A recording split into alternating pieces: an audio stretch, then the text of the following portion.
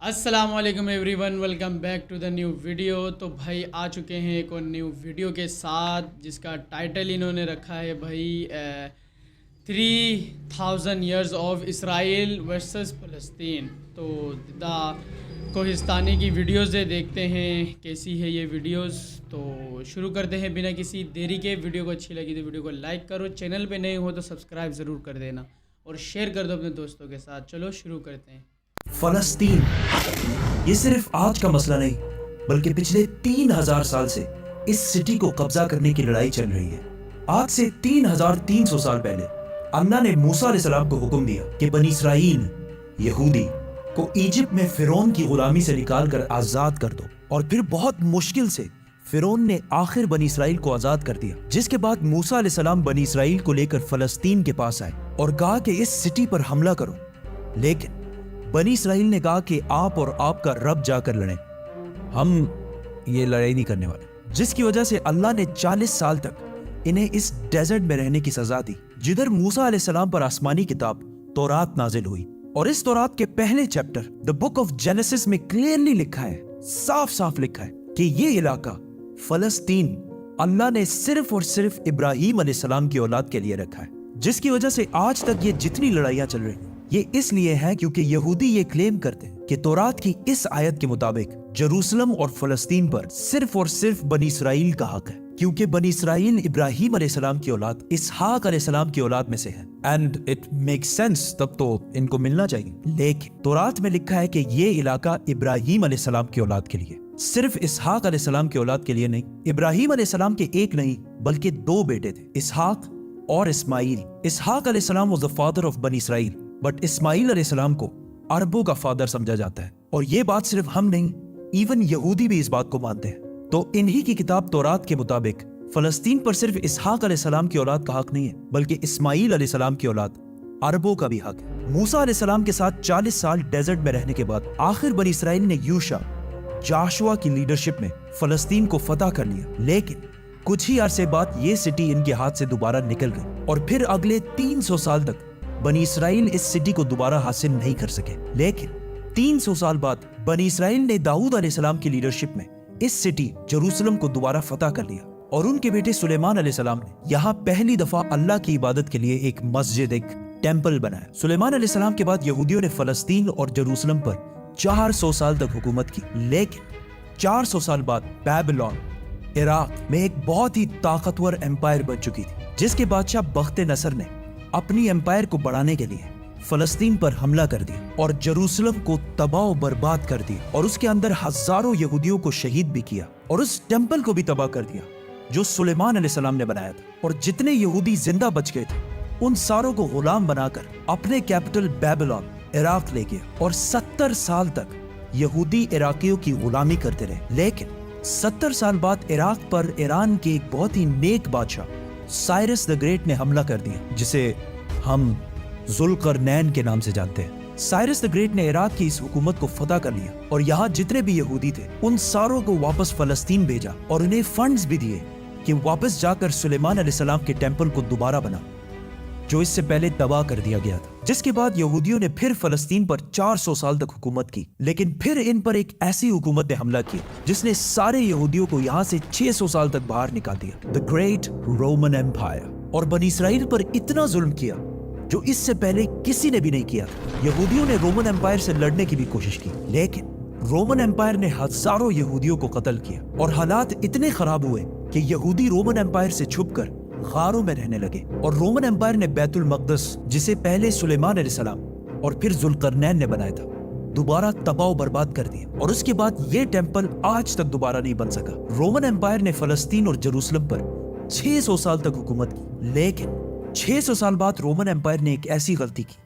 جو اسے کبھی نہیں کرنی چاہیے تھی۔ انہوں نے عرب میں بہت ہی تیزی سے پھیلتے ہوئے نئے ریلیجن اسلام پر حملہ کرنے کی کوشش کی، لیکن اسلامک ریلیجن اور خلافت اتنی تیزی سے پھیلتی گئی کہ کچھ ہی سالوں میں رومن اور پرشین امپائر دونوں کو فتح کر لی، جس کے بعد حضرت عمر دنیا کے سب سے طاقتور بادشاہ بن گئے، جن کی حکومت الیگزینڈر دی گریٹ کی امپائر سے بھی بہت بڑی تھی۔ آخر مسلمان رومن امپائر کو فتح کرتے کرتے جروسلم کے دروازے تک پہنچے۔ رسول اللہ صلی اللہ علیہ وسلم نے پہلے ہی کہہ دیا تھا کہ مسلمان ایک دن جروسلم ضرور فتح کریں گے۔ اب مسلمانوں کے پاس دو آپشن تھے، یا تو جروسلم کو اسی طرح تباہ کیا جائے جو اس سے پہلے باقی بادشاہوں نے کیا تھا، اور یا اس کا سیج محاصرہ کر لیں۔ آخر 6 مہینے بعد جروسلم کے گورنر سفرونیس نے کہا کہ میں یروشلم صرف ایک ہی شرط میں مسلمانوں کے حوالے کروں گا کہ مسلمانوں کے بادشاہ عمر خود آ کر مجھ سے ملے۔ تو خالد بن ولید رضی اللہ تعالیٰ عنہ نے سوچا کہ اب مسلمانوں کے امیر المومنین کو کیوں ڈسٹرب کیا جائے، تو وہ خود عمر بن کر سفرونیس سے ملنے گئے، کیونکہ خالد بن ولید رضی اللہ تعالیٰ عنہ کی اپیرنس بالکل حضرت عمر سے ملتی جلتی تھی، اور دونوں کی ہائٹ بھی بالکل سیم تھی، آلموسٹ 7 فٹ۔ لیکن وہاں ایک شخص حضرت عمر سے پہلے ہی مل چکا تھا، تو انہوں نے کہا کہ یہ حضرت عمر نہیں ہو سکتے، تو مجبوراً خالد بن ولید رضی اللہ تعالیٰ عنہ کو حضرت عمر، اس وقت دنیا کے سب سے طاقتور بادشاہ، کو جروسلم بلانا پڑا۔ سفرونیس فل لگژری گولڈ اور سلور پہن کر بالکل تیار ہو گیا، کیونکہ اتنے بڑے بادشاہ ان سے ملنے آ رہے تھے۔ لیکن سفرونیس اور پورا جروسلم یہ دیکھ کر حیران ہو گیا کہ بادشاہ کا غلام اونٹ پر بیٹھا ہوا ہے، اور بادشاہ خود بالکل عام کپڑوں میں پیدل چل کر آ رہا ہے۔ یہ منظر جروسلم والوں کے لیے بہت شاکنگ تھا، کیونکہ اس سے پہلے جب بھی کسی بادشاہ نے جروسلم پر فتح حاصل کی، اس نے اس سٹی کو تباہ و برباد کر دیا تھا اور یہاں کی گلیوں کو خون سے بھر دیا تھا۔ لیکن اب یہ ایک بادشاہ آیا ہے جو ان ساروں سے زیادہ طاقتور ہے، لیکن بغیر کسی فوج کے اور بالکل عام کپڑوں میں۔ ایسا اس سے پہلے کبھی بھی نہیں ہوا تھا۔ حضرت عمر نے سارے ریلیجنز کو آزادی دی، اور بغیر کوئی خون بہائے سفرونیس نے جروسلم کو حضرت عمر کے حوالے کیا۔ لیکن انہوں نے ایک شرط یہ بھی رکھی کہ مسلمان یہودیوں کو جروسلم آنے کی اجازت نہیں دیں گے، لیکن حضرت عمر نے اس کی یہ شرط نہیں مانی اور یہودیوں کو بھی بیت المقدس آنے کی اجازت دی، اور اس طرح پہلی دفعہ جروسلم ابراہیم علیہ السلام کے بیٹے اسماعیل علیہ السلام کے اولاد کے پاس آیا۔ اس کے بعد آلموسٹ 350 سال تک مسلمان، کرسچن اور یہودی جروسلم میں بالکل پیس اور امن کے ساتھ رہنے لگے۔ لیکن پھر 350 سال بعد کرسچنز نے پورے یورپ سے فوج جمع کر کے جروسلم پر دوبارہ حملہ کر دیا۔ اس وقت مسلمانوں کے آپس میں بہت لڑائیاں چل رہی تھی، جس کا فائدہ اٹھا کر کروسیڈرز نے آسانی سے جروسلم کو فتح کر لیا، اور جروسلم فتح کرنے کے بعد مسلمانوں اور یہودیوں پر انبلیویبل ظلم کیا، اور ہزاروں مسلمانوں اور یہودیوں کو شہید کر دیا، اور مسجدوں اور سینیگوگز کو بھی تباہ کر دیا۔ اور ہسٹری میں لکھا ہے کہ کروسیڈرز نے جروسلم کی گلیوں کو مسلمانوں کے خون سے بھر دیا تھا، اور ایون مسجد اقصیٰ کو بھی مسجد سے ایک محل، پیلس میں بدل دیا تھا۔ یہودیوں کے عورتوں اور بچوں نے اپنی جان بچا کر اپنے آپ کو سینیگوگز میں بند کر لیا، لیکن کروسیڈرز نے ان سارے بلڈنگز کو آگ لگا دی اور ان کے بچوں اور عورتوں کو زندہ جلا دیا۔ اور یہ سب صرف ہم نہیں کہتے، بلکہ یہ اوتھینٹک ہسٹری کا حصہ ہے جسے یورپینز بھی مانتے ہیں۔ اس کے بعد ان کروسیڈرز نے جروسلم پر آلموسٹ 90 ایئرز تک حکومت کی، لیکن پھر 90 ایئرز بعد مسلمانوں کے ایک بہت بڑے بادشاہ سلطان صلاح الدین ایوبی نے پوری مسلم دنیا سے فوج جمع کر کے جروسلم کو دوبارہ کرسچن سے چھین کر فتح کر لیا۔ اور اس وقت سارے کرسچنز کا یہ خیال تھا کہ اب صلاح الدین ہم سے اسی طرح بدلہ لے گا جس طرح ہم نے لاکھوں مسلمانوں کو شہید کیا تھا۔ لیکن صلاح الدین ایوبی نے بالکل حضرت عمر کی طرح سارے کرسچنز کو معاف کر دیا۔ ایون کرسچنز بھی اس بات پر حیران ہوئے اور صلاح الدین سے پوچھا کہ جب ہم نے فتح کیا تو ہم نے ہر مسلمان کو قتل کیا تھا، لیکن صلاح الدین ایوبی نے انہیں کہا I am not those men. I am صلاح الدین۔ صلاح الدین صلاح الدین ایوبی نے ان سارے ریلیجنز کو دوبارہ آزادی دی اور مسجد اقصیٰ جسے محل بنا دیا گیا تھا اسے دوبارہ مسجد بنایا اور ادھر پہلی نماز ادا کی۔ جروسلم کو جب بھی کسی بادشاہ نے فتح کیا ہمیشہ ادھر بہت خون بہایا ہے، سوائے مسلمانوں کے جنہوں نے ہمیشہ بالکل پیس اور امن کے ساتھ اس سٹی کو فتح کیا۔ صلاح الدین ایوبی کے بعد ایک بار پھر سارے ابراہیمک ریلیجنز جروسلم میں بالکل پیس اور امن کے ساتھ 800 سال تک رہے۔ 800 سال۔ لیکن 800 سال بعد اور آج سے 100 سال پہلے جب جروسلم پر آٹومن امپائر کی حکومت تھی تو ورلڈ وار 1 کے بعد عربوں نے برٹش کے ساتھ مل کر عثمانیہ خلافت کو ہمیشہ کے لیے ختم کر دیا کہ ہم عربوں پر یہ ٹرکش لوگ آ کے کیوں حکومت کر رہے ہیں۔ تو اس نیشنلزم کی وجہ سے فلسطین بھی مسلمانوں کے ہاتھ سے نکل گیا، لیکن تھوڑے ہی عرصے پہلے برٹش اور یہودیوں کی آپس میں ڈیل ہو چکی تھی کہ اگر برٹش کو یہ علاقے ملے تو وہ ادھر ایک یہودی سٹیٹ بنائیں گے، اور یہ معاہدہ ہوا کیوں تھا؟ کیونکہ اس سے پہلے یہودی یورپ کے ہر فیلڈ،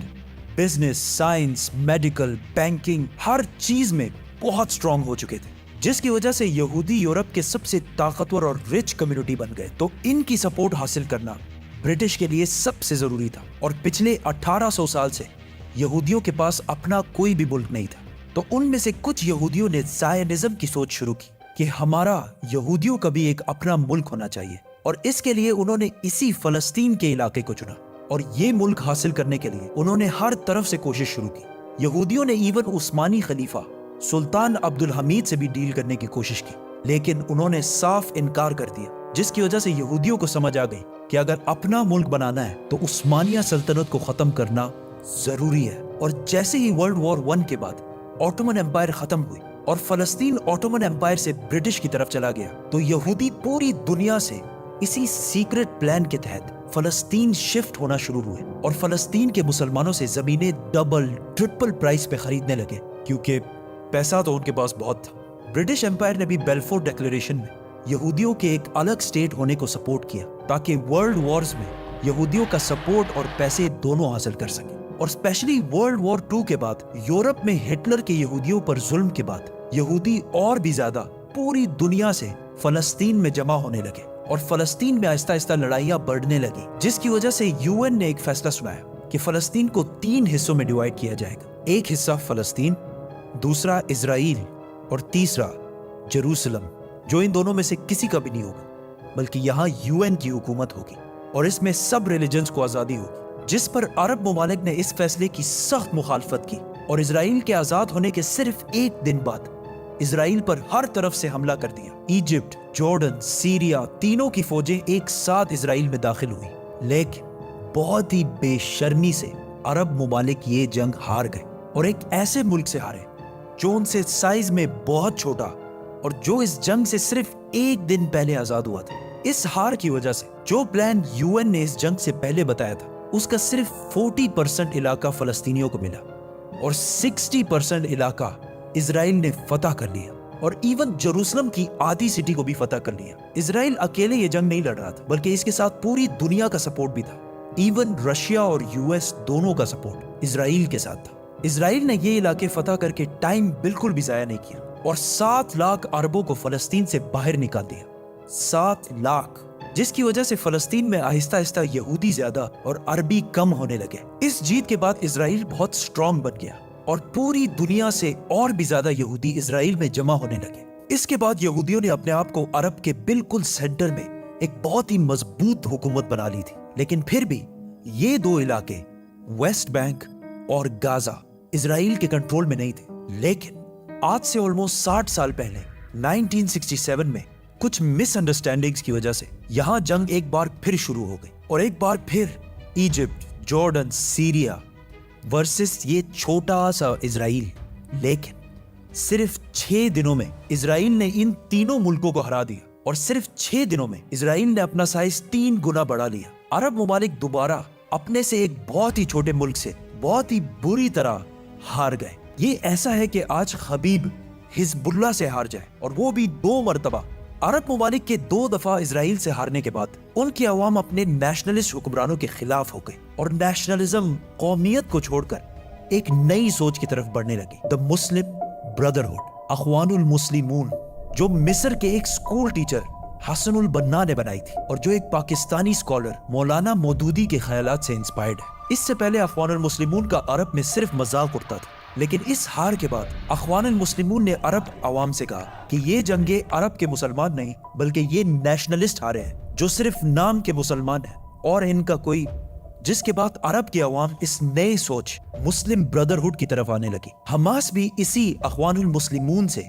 انسپائرڈ ایک گروپ ہے، لیکن اخوان المسلمون وائلنس کے خلاف۔ اس جیت کے بعد اسرائیل نے ویسٹ بینک، گازا اور جیروسلم سب پر قبضہ کر لیا، اور آج تک یہ سارے علاقے اسرائیل سے دوبارہ کوئی بھی نہیں چھین سکا۔ تو بھائی ویڈیو تو بھائی زبردست بنی ہے بھائی، باقی دیکھتے ہیں آپ کو کیسی لگی، آپ یہ بتائیں مجھے۔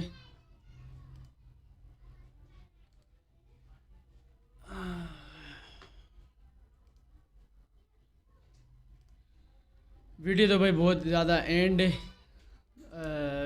यही हकीकत है। इसराइल ने तकरीबन 2 दफ़ा आई थिंक इससे पहले भी जो है ना हैकल सुलेमानी जो है ना इन्होंने बनाया था, अभी फिर जो है ना इनको वो जो है ना छोड़नी पड़ी। तो ये सारा मसला उसी से रिलेटेड ही है। लेकिन जो भी हो रहा है भाई मेरे रब को तो सब पता है, टेंशन नहीं है। जो भी है कि हमें कम से कम जो है ना निकलना चाहिए। हमारे हुक्मरान नहीं निकल रहे हैं तो क्या हुआ, हम कम से कम जो है ना बाइकआउट जो चल रहा है इसमें भरपूर हमें हिस्सा लेना चाहिए। और दूसरी बात ये कि भाई वीडियो बहुत ज़्यादा अच्छी थी इनकी वीडियोस में, इससे पहले भी मैंने देखा है, आप लोगों ने भी देखा होगा। बहुत ज़्यादा यानी कि इनकी मेहनत लगती है, स्क्रिप्टिंग, फिर उसको फिर वॉइस ओवर करना, फिर उसकी एडिटिंग करना। बहुत अच्छी वीडियो है भाई। इनके चैनल का लिंक भी मैं दे दूँगा, इनको जाके आप इनके चैनल को सब्सक्राइब करो, बाकी वीडियोस भी आप इनके ज़रूर देखें। और मेरी ये वीडियो कैसी लगी आप मुझे कमेंट में ज़रूर बताएं, और कौन सा पार्ट आपको अच्छा लगा वो भी मुझे कमेंट में बताना। और लाइक कर दो, चैनल में नए हो तो ये जो ये चल रहा है ना ये ऊपर ये सब्सक्राइब कर दो सारे। सही है, मैं मिलता हूँ एक और नई वीडियो में। Good bye.